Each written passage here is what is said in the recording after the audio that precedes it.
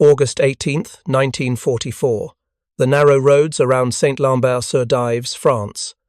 Oberleutnant Hans Weber of the 2nd SS Panzer Division crouched in a ditch beside the shattered remains of his command tank.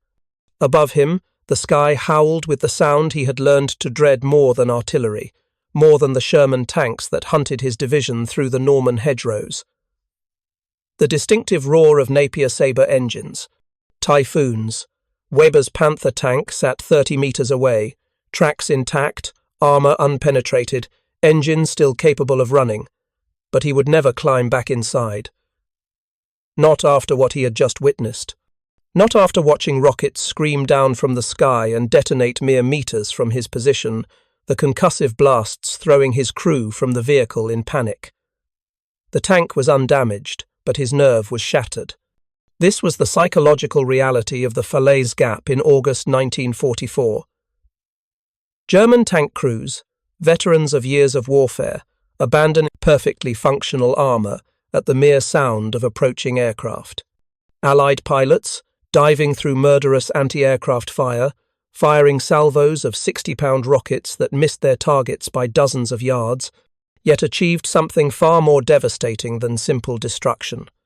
They broke the will of the most experienced armoured force in the world. The numbers told one story. Pilot combat reports claimed hundreds of tanks destroyed. The true story, discovered only after British operational research teams examined the battlefields, revealed something far more complex, far more fascinating, and far more important to understanding how air power truly worked in World War II. If you're enjoying this deep dive into the story, hit the subscribe button and let us know in the comments from where in the world you are watching from today. October 1943. Hawker Aircraft Company's facility at Langley, Buckinghamshire. Test pilot Philip Lucas climbed into the cockpit of a Typhoon, Mark 1B fitted with an experimental weapons configuration that would revolutionize ground attack warfare.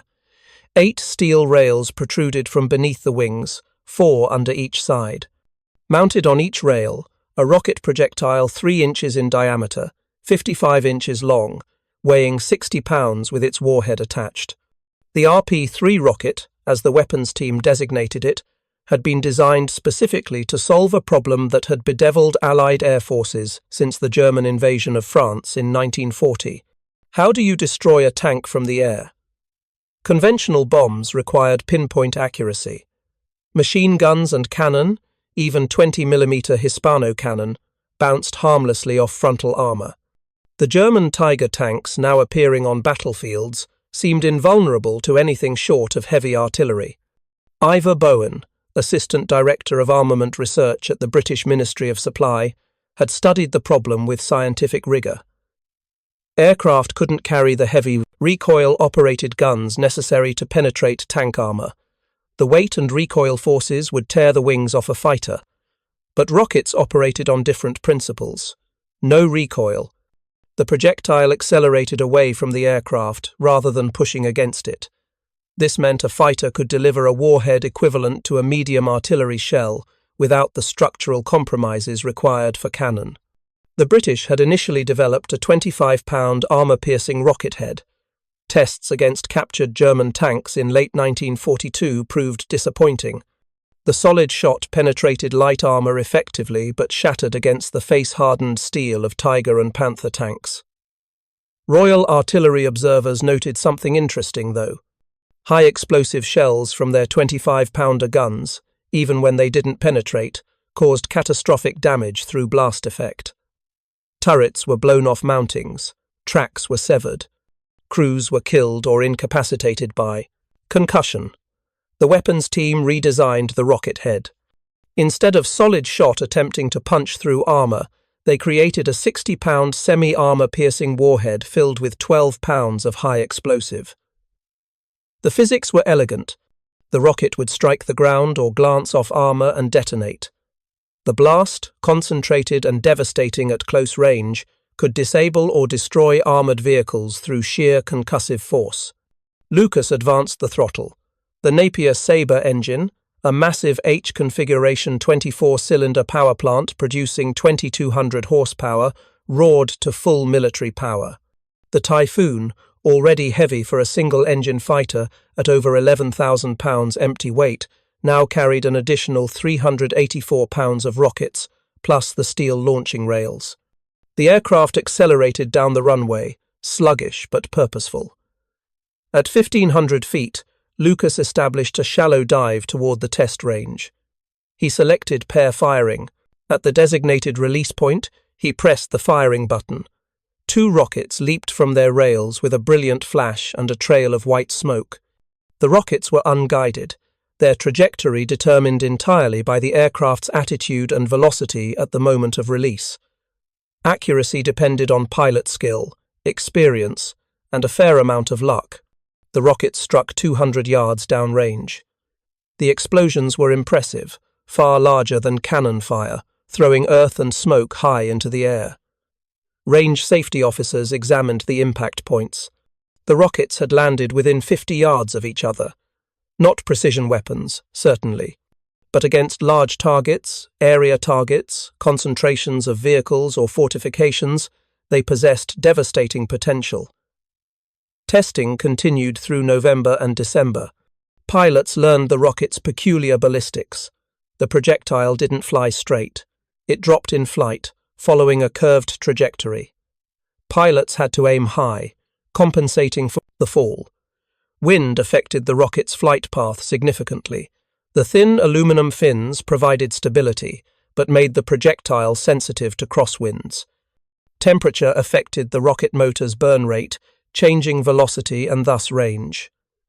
Squadron leader R.P. Brooker of No. 198 Squadron flew some of the early operational trials. He described the learning process with characteristic British understatement. One aimed approximately at the target, fired the salvo, and hoped for the best. If the rockets landed anywhere near what you were shooting at, you considered it a successful attack. If they actually hit something, it was cause for celebration and perhaps exaggeration in the combat report. The Royal Air Force formally adopted the rocket-armed Typhoon configuration in early 1944. By January, 9 squadrons of 2nd Tactical Air Force had converted to the rocket platform. Pilots trained intensively. The standard loadout became 8 rockets per aircraft, giving each Typhoon the theoretical punch equivalent to a broadside from a light cruiser. This comparison, used frequently in official literature, was somewhat misleading. A cruiser's 6-inch guns fired with far greater accuracy and range, but the psychological impact of the comparison was deliberate. Fighter pilots were being given ship-killing weapons. Training emphasized dive angle, release altitude, and proper aim point. Pilots practiced against tank-shaped targets arranged on ranges in southern England. The optimal attack profile became standardized. Approach at altitude to avoid light anti-aircraft fire. Roll into a steep dive, typically 45 degrees. Accelerate to between 350 and 400 miles per hour. At approximately 2,000 feet, center the target in the gun sight. Aim slightly high to compensate for rocket drop. Fire the salvo, either pairs or all 8 simultaneously. Immediately pull out of the dive into a climbing turn 2. Escape ground fire. The physical demands were considerable. At 400 miles per hour in a 45-degree dive, the Typhoon generated tremendous dynamic pressure. Control forces became heavy. Pilots fought the stick to maintain aim. At pull-out, accelerating into a climbing turn, G-forces compressed pilots into their seats. Blood drained from the head. Vision narrowed. Less fit pilots grayed out or lost consciousness briefly. Flight Lieutenant John Golly of No. 245 Squadron later wrote about the sensory experience. The dive was exhilarating and terrifying simultaneously. The target rushed up at you with shocking speed. Tracer fire from German anti-aircraft guns carved red and yellow arcs through the air. The Typhoon shook and shuddered as the rockets fired. 8 brilliant flashes, 8 trails of smoke. Then the violent pull on the stick, the crushing weight on your chest and legs, the sky rotating overhead as you clawed for altitude. Only later, safely, back at base, did your hands stop shaking enough to hold a cup of tea. March 1944. RAF Thorney Island, Hampshire. Wing Commander Charles Green addressed the pilots of No. 123 Wing. 26 Typhoons sat on the hardstands, each armed with 8 rockets and 4 20mm cannon. The briefing concerned an upcoming mission, part of the systematic campaign to isolate the Normandy beaches before the invasion. Green explained the target. A German armoured unit, exact composition unknown, reported by French resistance to be concentrating near the town of Caen. The Typhoons would strike in late afternoon, when long shadows made German anti-aircraft gunners' jobs more difficult. Weather forecast showed broken cloud at 4,000 feet, good visibility, wind from the southwest at 15 knots, which meant the pilots needed to aim slightly left of target to compensate for drift. The mission proceeded as planned. The Typhoons crossed the English Channel at wave-top height, then climbed rapidly as they approached the French coast. At 12,000 feet, Green identified the target area. Smoke from a French village marked the approximate location. The wing split into 2 sections, attacking from different directions to divide German defensive fire. Green rolled into his attack dive. The gun sight settled on what appeared to be a Panther tank, partially concealed beneath camouflage netting. At 2,000 feet, he fired all 8 rockets. The projectiles streaked toward the target. Green didn't see the impact. He was already pulling hard on the stick, climbing and turning, watching his instruments carefully to avoid exceeding structural limits. Regroup 5 miles away. All 26 Typhoons returned safely. Pilots reported seeing explosions in the target area, smoke rising from multiple locations. The mission was recorded as successful. Green's combat report noted 1 tank definitely destroyed, 2 possibly destroyed. Came from other pilots. The mission summary listed 12 German tanks destroyed, 16 probably destroyed. The reality, had anyone been able to verify it immediately, was different. Green's rockets had landed in a field 200 yards from the nearest tank. The explosions had damaged a supply truck and wounded 3 German soldiers. The tanks remained intact, but the psychological effect was immediate and profound. Hauptmann Ernst Bachmann, commanding the German tank unit, watched the attack from a slit trench. He later wrote in his after-action report, "The rocket attack created panic among the newer crews.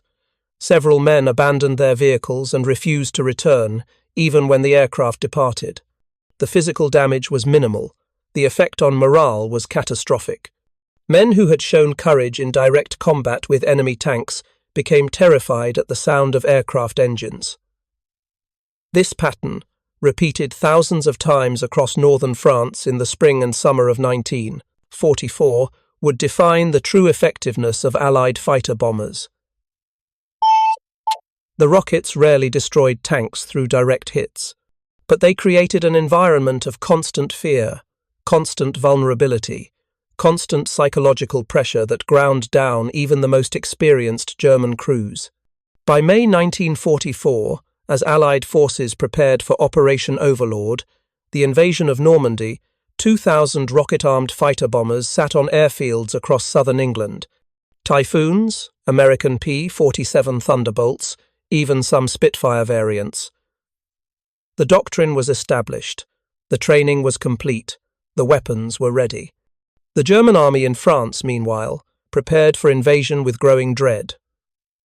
Luftwaffe reconnaissance flights over England reported massive aerial armadas. German intelligence estimated Allied air strength at overwhelming levels, but intelligence reports and actual experience diverged sharply. German soldiers who had survived the Western Desert campaigns or the fighting in Italy knew what air attack meant. New soldiers, transferred from the Eastern Front where the Luftwaffe still contested Soviet air forces, had no reference point for what was coming. General Feldmarschall Erwin Rommel, commanding German forces in northern France, understood the problem with complete clarity.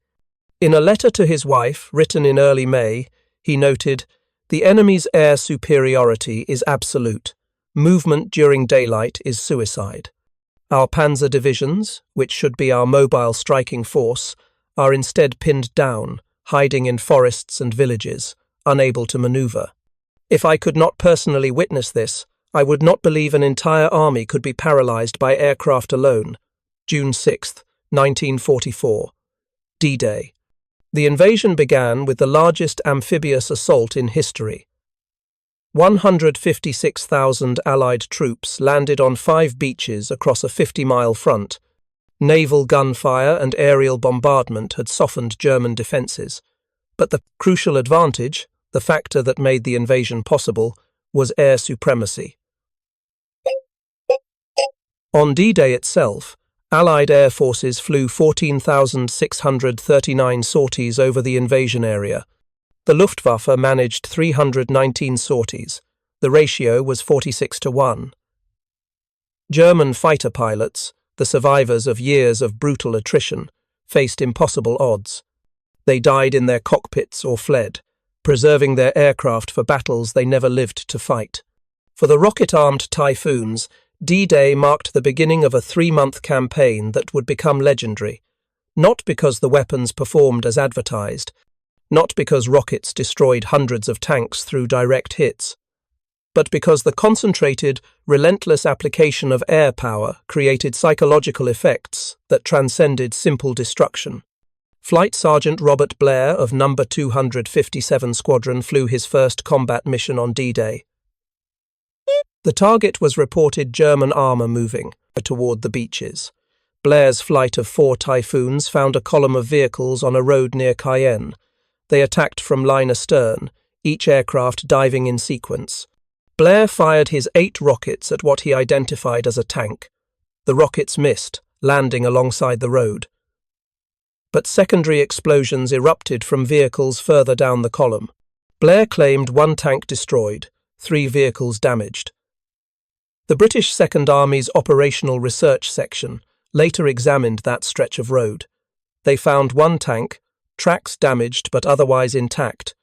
3 trucks were destroyed, 1 by rocket hit, 2 by cannon fire. But German unit records showed something remarkable. The tank company that Blair's flight had attacked reported itself combat ineffective for the next 2 days, not because of physical damage, because half the crews refused to mount their vehicles during daylight hours. This was the secret that would only become clear months later when researchers analysed the battlefield systematically. The rockets worked, but not the way anyone had expected. The morning of June 7th, near the village of Villiers-Bocage, south of the British landing beaches, Oberscharführer Michael Wittmann of the 1st SS Panzer Division Heavy Tank Battalion commanded a Tiger tank, arguably the most powerful armoured fighting vehicle in the world.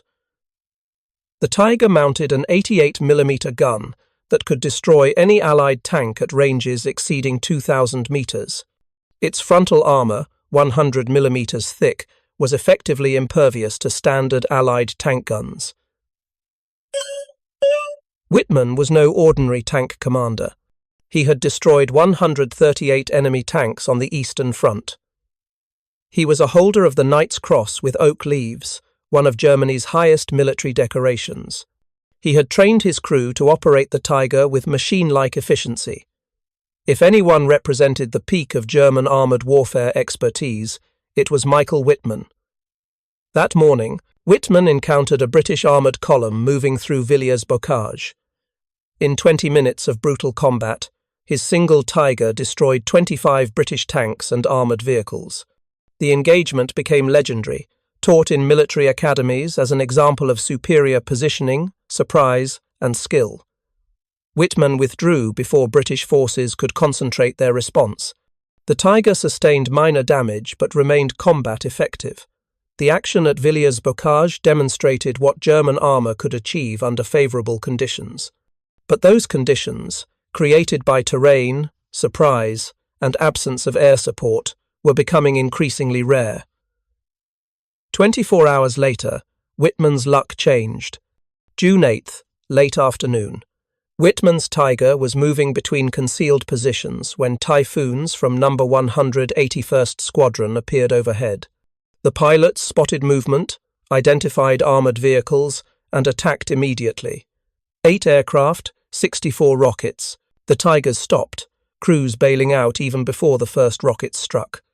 Post-battle examination showed one Tiger hit by a rocket that damaged the turret ring. The tank was immobilized but repairable. The other Tigers were abandoned intact, undamaged. The crews, interviewed after the war, explained their actions uniformly. The psychological pressure of rocket attack, the massive explosions, the impossibility of defending themselves, broke their nerve. Better to abandon the tank and survive than to sit inside a steel coffin waiting for a rocket to find them. This pattern, repeated across Normandy, became the defining characteristic of air attack against German armour. Direct kills were rare, psychological kills were common, and in the arithmetic of warfare, a tank abandoned by its crew is just as ineffective as a tank destroyed by enemy fire. The tactical implications became clear within the first week of the Normandy campaign. German armoured divisions attempting to move toward the invasion beaches suffered catastrophic delays, not because they were being destroyed in massive numbers, but because movement during daylight became impossible.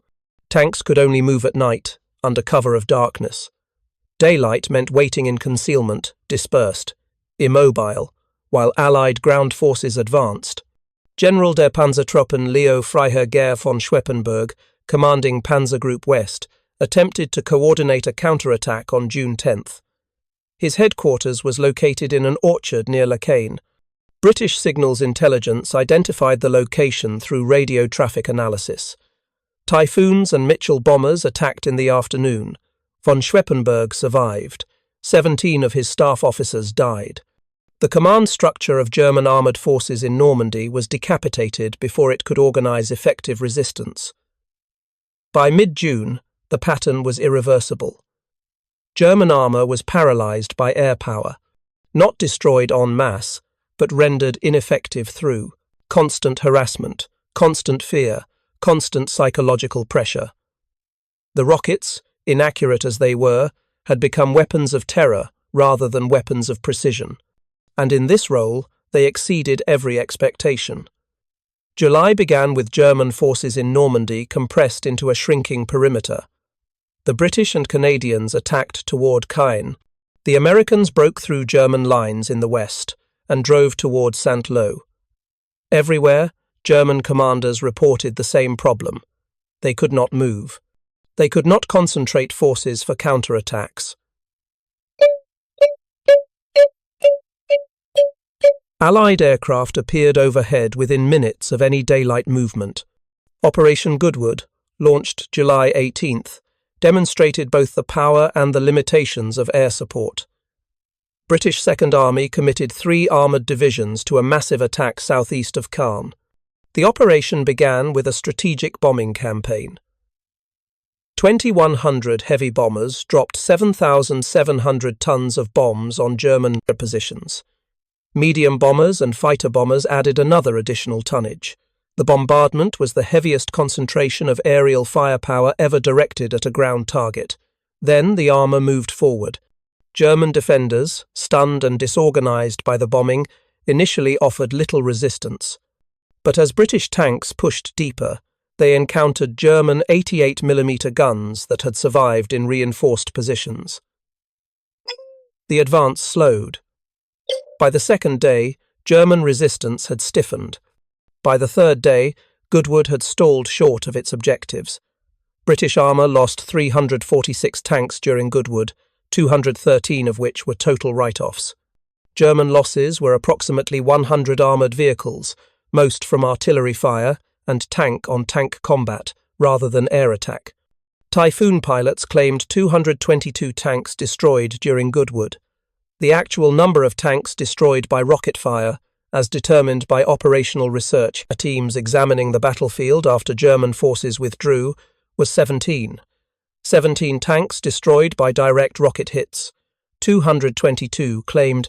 The discrepancy was staggering, impossible to ignore, and profoundly important. The operational research teams, led by scientists and analysts trained to evaluate weapons effectiveness objectively, documented their findings carefully. They examined each destroyed tank. They measured blast patterns. They analysed damage. Their conclusions were unambiguous. Rockets were far less accurate than pilots believed. Direct hits were rare. But the number of tanks destroyed by rocket fire dramatically understated the rocket's true effectiveness. Many tanks showed no combat damage at all. They had been abandoned. Crews had fled. German unit records explained why. The constant threat of air attack, the massive explosions from near misses, the impossibility of defending against rockets had broken crew morale. Experienced tankers who had fought on the Eastern Front described Normandy as far more psychologically demanding. On the Eastern Front, you could fight back. In Normandy, death came from the sky without warning, and there was nothing you could do except hide. The researchers documented another finding. A third of all trucks and soft-skinned vehicles examined had been destroyed or damaged by air attack. This ratio, far higher than for tanks, made strategic sense. Trucks lacked armour. Cannon fire shredded them. Even near-miss rockets could overturn or damage them. And trucks, not tanks, were the real lifeline of German forces. Fuel, ammunition, food, all moved by truck. Destroy the logistics network, and the Panzer divisions became immobile steel sculptures. By late July, as Operation Cobra, the American breakout from the western end of the Normandy lodgment, began in earnest. The pattern of air power application had evolved into a systematic campaign. Typhoons and Thunderbolts didn't hunt individual tanks anymore. They targeted the entire German military infrastructure: roads, bridges, railroad yards, supply depots, command posts, anything that moved during daylight. The effect was cumulative. German divisions arriving in Normandy from other theatres found themselves unable to operate. The 21st Panzer Division, transferred from the southern coast of France, required 6 days to move 120 miles. Under normal conditions, the move should have taken 2 days. Allied aircraft destroyed 75% of the division's vehicles during the move. The division arrived at the front combat ineffective, suitable only for static defence. General Feldmarschall Günther von Kluge, who replaced Rommel as commander of German forces in Normandy after Rommel was wounded by air attack, reported to Berlin with brutal honesty. "The enemy has absolute air superiority. Movement during daylight is impossible. Counterattacks cannot be coordinated. Supplies do not reach the front. The Panzer divisions exist on paper, but lack the mobility and combat power they should possess. We are being defeated not by enemy ground forces, but by their aircraft." The German High Command in Berlin, removed from battlefield reality, could not comprehend how air power alone could neutralize an entire army group. Hitler, in particular, refused to accept that the vaunted Panzer divisions were being paralyzed by aircraft. He demanded counterattacks, aggressive action, and concentration of armor for decisive strikes. His orders were operationally impossible to execute. August 7th. Operation Lüttich. Hitler personally ordered a counterattack aimed at cutting through American forces driving toward Avranches. 4 Panzer divisions, approximately 400 tanks, would strike west through Mortain and reach the coast, splitting American forces. On paper, the plan had merit. In reality, it was a disaster. The Panzer divisions assembled during the night of August 6th. Movement in, darkness prevented air attack, but resulted in confusion. Units became mixed, coordination suffered. The attack began at midnight, achieving initial surprise. German forces pushed several miles west, overrunning American positions. Then the sun rose. American forward air controllers, equipped with radio sets operating on the same frequencies as fighter-bomber formations, called for immediate support. Typhoons and Thunderbolts responded within minutes. The attacks began at first light and continued until darkness. Pilots reported finding German armor in open terrain, unable to conceal itself, unable to retreat. The claims were enormous. Hundreds of tanks destroyed. The reality was more complex. American forces, supported by air attack and artillery, stopped the German advance by mid-morning. German units attempting to withdraw came under continued air attack. By August 9th, Operation Lüttich had failed completely. German forces had suffered heavy casualties and withdrawn to their starting positions. American 9th Air Force and RAF 2nd Tactical Air Force claimed 252 German tanks destroyed during the Mortain counterattack. Subsequent examination of the battlefield found 46 German tanks lost. 9 were destroyed by air-launched weapons, probably a mix of rockets, bombs, and cannon fire. The remainder fell to American artillery, tank guns, and anti-tank weapons, or were abandoned by their crews. But the statistics, as researchers were beginning to understand, missed the essential point. German armour had been defeated at Mortain not because hundreds of tanks were physically destroyed, but because the psychological pressure of constant air attack prevented German forces from concentrating, manoeuvring, or fighting effectively. The tanks that survived, the crews that didn't abandon their vehicles, were exhausted, demoralized, combat ineffective. The true measure of air power's effectiveness wasn't kill counts.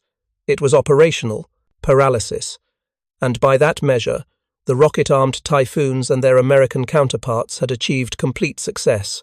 August 12, 1944. The Falaise pocket was forming, though German commanders didn't yet understand the catastrophe developing around them. 2 massive Allied pincer movements, American forces driving north from the breakthrough at Avranches, Canadian and Polish forces pushing south from Caen, were converging on the town of Falaise. Between the closing jaws, approximately 150,000 German troops and thousands of vehicles were being compressed into an ever-shrinking pocket. Field Marshal Walter Model, who had replaced von Kluge as commander of Army Group B, recognized the danger. He requested permission from Hitler to withdraw German forces eastward before the pocket closed completely. Hitler refused. Stand and fight. No retreat. Model, a realist despite his loyalty to the regime, began authorizing limited withdrawals, disguised as tactical repositioning. But the movement came too late, too slowly, and under conditions that made organized withdrawal nearly impossible. The weather had been poor for several days, heavy cloud cover preventing Allied air operations. German forces used the respite to begin their retreat. Supply columns, armor, infantry carriers, artillery tractors, all began moving eastward simultaneously. The roads around Falaise, narrow country lanes designed for farm traffic, became clogged with vehicles.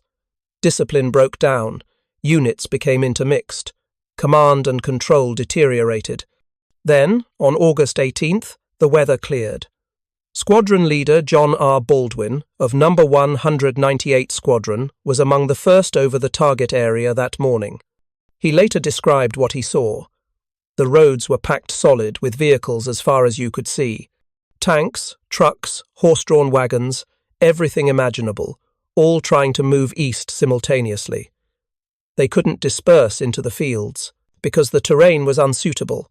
They couldn't turn around because of the congestion behind them. They were trapped, and they knew it. Baldwin's flight attacked immediately. 4 Typhoons, 32 rockets. They selected a section of road where vehicles were most densely packed and fired their entire loadout in one pass. The rockets struck among the vehicles, creating explosions and fire. Secondary detonations followed as ammunition trucks exploded. Within seconds, the road was blocked by burning wreckage. Vehicles behind the blockage stopped, unable to proceed. They became targets themselves for the next wave of aircraft already approaching. What followed over the next 6 days would become known as the Falaise Gap Massacre. Allied fighter bombers, operating in conditions of complete air supremacy and perfect target availability, flew thousands of sorties against the trapped German forces. Typhoons armed with rockets, Thunderbolts with bombs and rockets, Spitfires with cannon. Even heavy bombers were diverted to attack the concentration of vehicles. The pilots' combat reports made extraordinary claims. Flying Officer RTP Davidson of No. 183 Squadron reported destroying 12 tanks in a single mission. His wingman claimed 9 more. Flight Lieutenant Pierre Closterman, a French pilot flying with No. 602 Squadron, described the scene in his memoir. The rockets created a vision of hell. Everywhere you looked, vehicles were burning. Explosions rippled along the roads. The smoke rose so high it was visible from England. We attacked until our ammunition was exhausted, landed to rearm, and returned to find even more targets waiting. The psychological effect on German forces trapped in the pocket was devastating beyond description. Soldiers who had maintained discipline through years of warfare abandoned their equipment and fled eastward on foot. Tank crews left their vehicles running, engines undamaged, and walked away. Artillery units spiked their guns, not because they were under direct attack, but because the psychological pressure of constant air bombardment made continuing the fight seem pointless. Oberst Hans von Luck, commanding a battle group attempting to hold open the eastern edge of the pocket to allow withdrawal, witnessed the collapse of military order. He wrote in his post-war memoir, "Men who had fought courageously for days suddenly broke, not from cowardice, but from the accumulated weight of psychological pressure. The constant roar of aircraft engines, the explosions, the impossibility of rest or sleep, the knowledge that death could come at any moment from an enemy you couldn't see or fight back against. Human beings have limits. Those limits were exceeded at Falaise." The withdrawal route through the gap between Canadian and Polish forces near the village of Saint-Lambert-sur-Dives became the focal point of Allied air attacks. The road passed through a narrow valley, bounded by low hills on either side. German vehicles attempting to pass through were exposed to observation and attack. Allied fighter bombers orbited overhead in relays, attacking anything that moved. Major David C. Fairbanks of the American 405th Fighter Group flew ground attack missions in P-47 Thunderbolts during the Falaise battle. He described the tactical situation with professional detachment. It wasn't sport, it wasn't glorious. It was necessary work, and it was effective. We would orbit at altitude until we spotted vehicle movement, then dive to attack. The Germans tried using smoke to conceal their movements, but that just marked their position for us. They tried moving at dawn and dusk when visibility was poor, but we adapted our tactics. There was no escape. The destruction accumulated over 6 days of nearly continuous air attack. Operational research teams, following behind advancing ground forces, began their systematic examination of the battlefield. Even before all German forces had withdrawn or surrendered, what they found would fundamentally change Allied understanding of air power effectiveness. The teams examined the roads around Falaise, Saint-Lambert, Trun, and Chambois, the main routes German forces had used attempting to escape the pocket. They documented every destroyed vehicle. They measured crater patterns from bomb and rocket impacts. They analyzed the damage to determine cause of destruction. They interviewed captured German soldiers and examined German unit records that had been abandoned during the retreat. The preliminary count identified approximately 7,000 destroyed vehicles in the Falaise area. Tanks, trucks, artillery pieces, half-tracks, scout cars, even horse-drawn wagons. The destruction appeared to confirm pilot claims. Allied aircrews had reported destroying hundreds of tanks during the battle. The evidence seemed overwhelming. Then the detailed analysis began. The research teams physically examined each destroyed tank. They used techniques developed earlier in the Normandy campaign. Armor penetration patterns indicated the weapon type. Rocket damage created distinctive blast signatures. Cannon fire left characteristic penetrations. Artillery produced different damage patterns. Tank guns created yet another type of damage. Even fire damage could be analyzed to determine whether the fire started from external attack or internal causes. The results were shocking.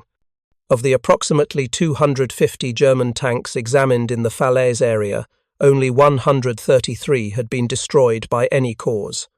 The remainder were abandoned intact or had minor damage but remained potentially repairable. Of those 133 destroyed tanks, only 67 had been destroyed by air attack. 42 fell to artillery fire. 24 were destroyed by ground combat with Allied tanks. Of the 67 tanks destroyed by air attack, the research team could confirm only 14 that were definitely destroyed by rocket hits. Another 21 were destroyed by cannon fire from fighter bombers. The remainder showed damage patterns suggesting combined rocket near misses and cannon fire, making specific attribution difficult. 14 confirmed tank kills by direct rocket hits. In 6 days of intense combat, with thousands of rockets fired, thousands of sorties flown, hundreds of tanks claimed to be destroyed by pilots. The discrepancy wasn't an error, it was a revelation. Professor Solly Zuckerman, the scientific advisor to Allied air forces who oversaw the operational research effort, understood immediately what the data meant. The issue wasn't that pilots were lying or incompetent. The issue was that air power worked through mechanisms no one had properly understood. Zuckerman wrote in his analysis, "We have been measuring the wrong variable. Physical destruction of equipment is only one measure of effectiveness, and possibly not even the most important measure. The true effect of air attack is operational and psychological." The research teams examined the abandoned tanks more carefully. These were vehicles left behind by their crews, even though the tanks themselves were functional. Some showed minor damage, tracks broken or road wheels damaged, problems that field maintenance could repair within hours. Many showed no damage whatsoever. They had simply been abandoned. German prisoners provided the explanation. The interviews, conducted by intelligence officers fluent in German, revealed a consistent pattern. Experienced tank commanders described the Falaise battle as psychologically worse than anything they had experienced on the Eastern Front. The constant air attacks, the inability to fight back effectively, the knowledge that movement meant certain attack, the exhaustion from lack of sleep, all combined to break the will of even veteran soldiers. Oberleutnant Hans Weber, the tank commander from the opening of this account, was among those captured and interviewed. He explained his decision to abandon his undamaged Panther tank with painful honesty. "I could hear the aircraft engines constantly. Even when there were no attacks happening, you knew they were coming. When the rockets exploded nearby, even though they didn't hit my tank, the psychological effect was overwhelming. My crew was terrified. I was terrified. We had fought for years, survived countless battles. But this was different. You couldn't fight aircraft with a tank. You could only wait to die. When we had the opportunity to escape on foot, we took it. Perhaps that makes us cowards, but we are alive." The interview transcripts revealed something else important. German tank crews distinguished between different types of air attack based on psychological effect. Heavy bomber attacks, while massively destructive, were less psychologically damaging because they occurred at specific times and then ended. Fighter-bomber attacks with machine guns and cannon were dangerous, but could be survived in armoured vehicles. Rocket attacks produced disproportionate psychological effects because of the massive explosions and the apparent randomness of where rockets would strike. One German Panzer commander described the experience vividly. "You hear the aircraft diving, you button up the hatches, then the rockets fire, and you hear them coming. Not a whistle like artillery, but a rushing roar. Then the explosions, even near misses, sound like the world ending. The tank shakes. Dirt and debris hammer the armour. You don't know if the next rocket will hit directly. You just wait, helpless. After it's over, you're alive, but you're not the same. Do that 5, 10, 20 times in a day, for days on end, and something breaks inside you." The operational research teams expanded their analysis beyond just tank kills. They examined the entire German logistics network in the Falaise area. Here, the effects of air attack were far more conclusive. Approximately 3,000 trucks and other soft-skinned vehicles had been destroyed in the pocket. Examination confirmed that at least 2,000 of these were destroyed or damaged by air attack. Trucks, lacking armour protection, were highly vulnerable to rockets, bombs, and cannon fire. The destruction of the logistics network had cascading effects. German armour that survived air attack ran out of fuel. Artillery units exhausted their ammunition supplies, medical units couldn't evacuate wounded soldiers. The entire military infrastructure collapsed not because every component was physically destroyed, but because enough critical components were eliminated to make the system non-functional. Group Captain E.J. Johnny Johnson, one of the RAF's leading fighter aces who flew ground attack missions during Falaise, later reflected on the campaign with unusual candor. "We claimed hundreds of tanks destroyed. The actual number was far lower. But it didn't matter. Effect was the same. German armor was rendered combat ineffective, not because we destroyed every tank with pinpoint rocket accuracy, but because we created conditions where armored warfare became operationally impossible. That was the real achievement. The implications extended beyond Normandy. Throughout the autumn of 1944, as Allied forces advanced across France and into Belgium and Holland, German armor attempted to conduct mobile defensive operations. Everywhere, the pattern repeated. Daylight movement brought an immediate air attack. Tanks that survived the attacks were exhausted by the psychological pressure. Crews abandoned vehicles or refused to mount them during daylight hours. German armoured divisions, potentially formidable forces on paper, operated at fractions of their theoretical combat power. The Ardennes offensive in December 1944, Hitler's last major counterattack in the West, demonstrated both the potential of German armour when air power was neutralised and its complete vulnerability when conditions changed. The offensive began in poor weather, heavy clouds preventing Allied air operations. German Panzer divisions advanced rapidly, achieving surprise and local superiority. American forces fell back in confusion. Then the weather cleared on December 23rd. Allied fighter bombers returned to the skies. The German advance stalled within days, not because every tank was destroyed, but because the operational conditions that made armoured warfare possible, mobility and concentration of force, disappeared when aircraft appeared overhead. The Battle of the Bulge was decided as much by weather and air power as by ground combat. The Typhoon rocket, the weapon that had promised to destroy tanks with artillery shell power delivered by aircraft, had succeeded, but not through the mechanism anyone expected. The rocket wasn't a precision weapon. It wasn't even particularly accurate.